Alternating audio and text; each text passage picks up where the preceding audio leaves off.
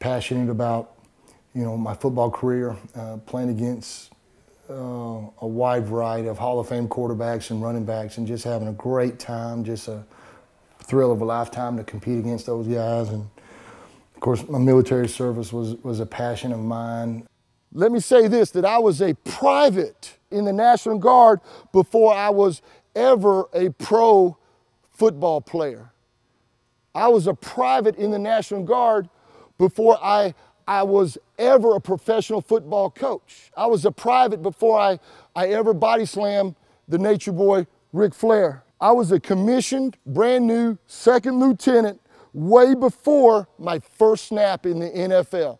I was jumping out of airplanes screaming, "Airborne!" all the way and then some, way before Clay Matthews was even born. You see, my passion started in the National Guard. That's where my passion began.